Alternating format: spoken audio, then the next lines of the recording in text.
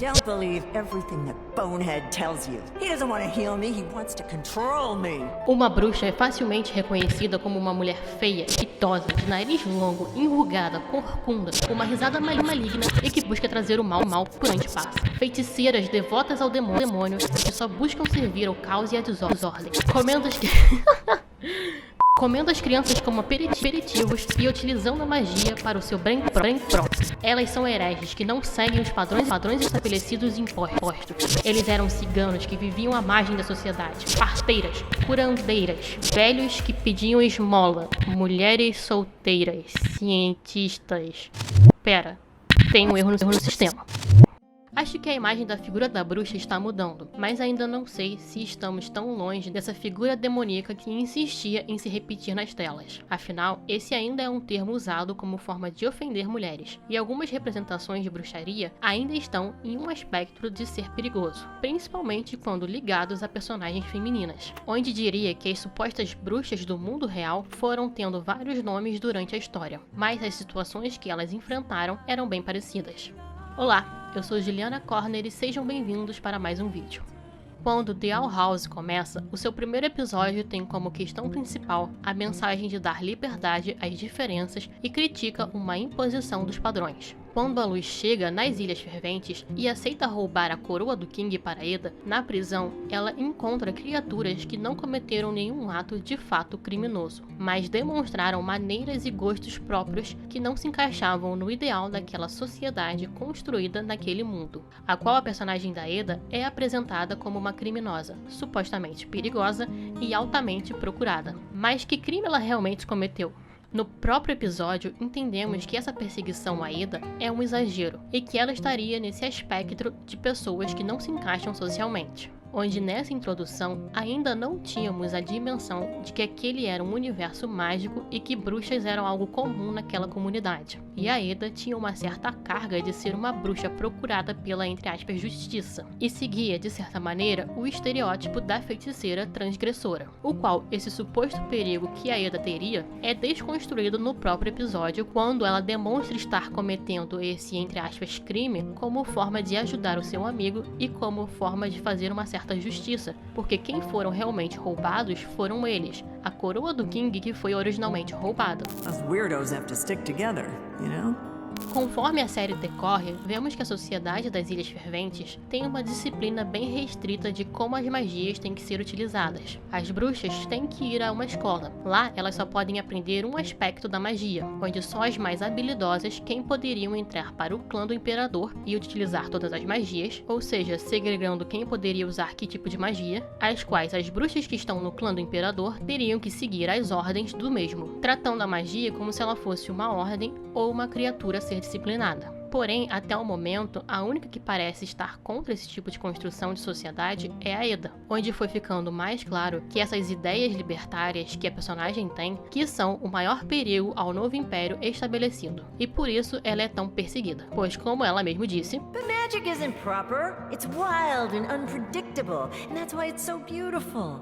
No primeiro momento, eu estava interpretando tudo isso como mais uma mensagem de desenho infanto-juvenil de respeitar as diferenças, de se dar mais liberdade à sociedade, de toda essa questão social que estamos vivendo de ter mais tolerância ao próximo e uma resposta ao conservadorismo. Até que estreou Agony of a Witch, a agonia de uma bruxa, em uma tradução livre. E eu finalmente percebi que estava vendo uma série sobre bruxas. Nesse episódio, descobrimos que as Ilhas Ferventes nem sempre foram como são hoje, uma construção de mundo que já nos foi dado quando a luz redescobre como fazer magia sem um coração bruxo e quando a Eda a ensina que ela deve se conectar com os elementos como as antigas bruxas faziam, onde antes do imperador chegar, as bruxas viviam livres e usavam a magia à sua própria maneira, o qual o episódio demonstra que as crianças de Hexside são ensinadas que antes do imperador chegar, aquela era uma sociedade selvagem e que foi ele quem trouxe a ordem e fez as coisas melhorarem. And taught witches how to use magic properly.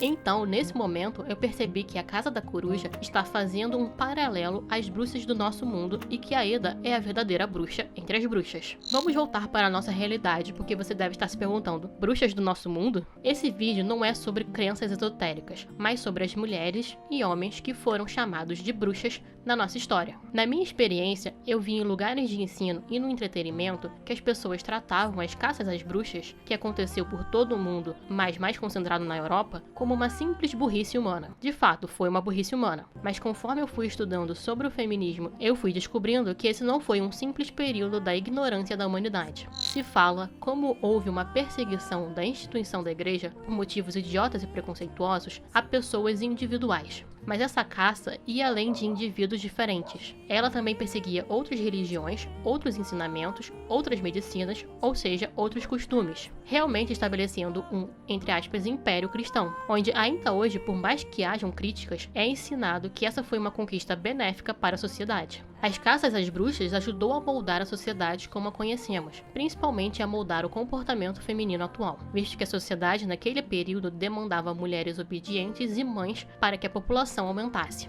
a qual, para essa perseguição às mulheres livres dar certo, elas precisavam ser as vilãs e elas precisavam ser as criminosas. Tanto que essa imagem mais positiva da figura da bruxa que temos hoje foi um resgate do feminismo para ressignificar essa figura, pois as bruxas que morreram na fogueira nada mais eram que as mulheres que não seguiam as regras sociais estabelecidas ou eram consideradas um suposto peso para a sociedade, visto que ser pobre era uma característica muito comum entre os acusados, onde apesar de não ter mais a fogueira, ainda temos uma perseguição a esses tipos de pessoas. Caso você queira estudar mais sobre isso, eu recomendo a autora Silvia Veterici, para quem quiser se aprofundar mais sobre esse assunto.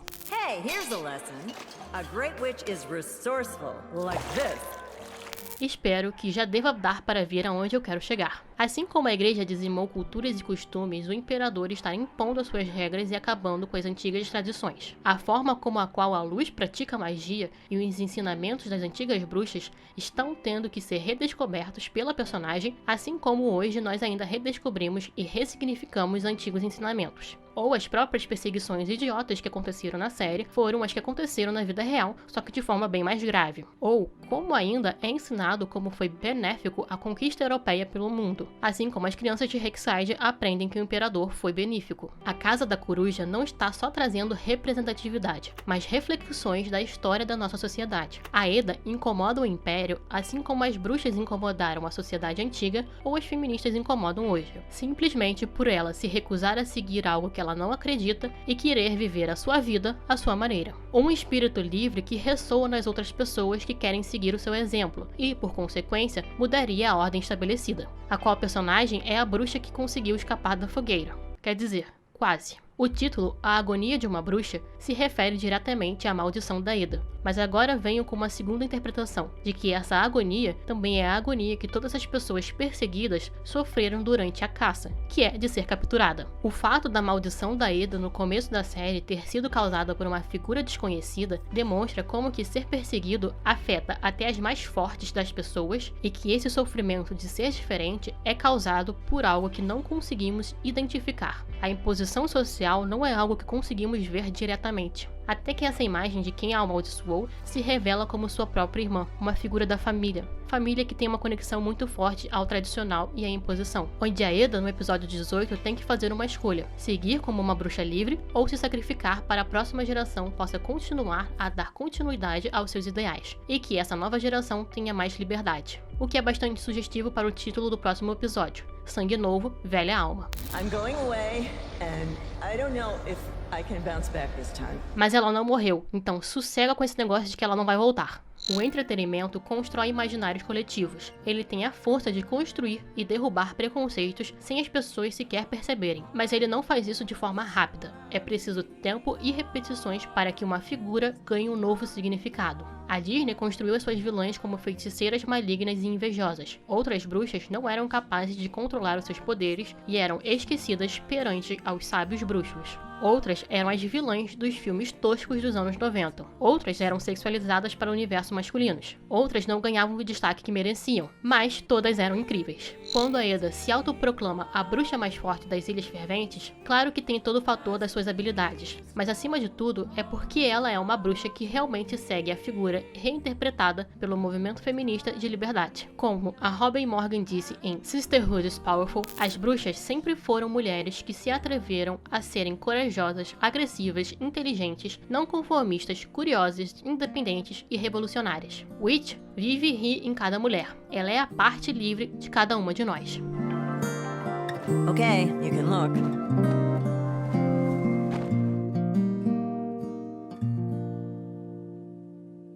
Bem, esse foi o Projetando a Ficção Especial, um quadro qual eu projeto uma obra ficcional na nossa realidade, onde assim nós podemos não só ter uma outra perspectiva dessa obra, mas também da nossa própria realidade. Sim, finalmente temos um nome para esse quadro. Muito obrigada a todos que sugeriram ideias de nomes para esse quadro, onde eu peço desculpas por não dar o nick de vocês, pois eu acabei só anotando as ideias. Perdão. Esse foi o vídeo de hoje, espero que tenham gostado, e se gostaram, deixe o gostei e se inscreve no canal para receber mais conteúdos como esse. Aqui no quadro tem uma playlist com outros vídeos, o qual eu projeto a ficção, e aqui embaixo tem um vídeo que eu fiz sobre The Owl House e também falar bastante sobre o sistema de ensino. Sempre escute as bruxas e os bruxos dentro de vocês. Eu sou Juliana, e até!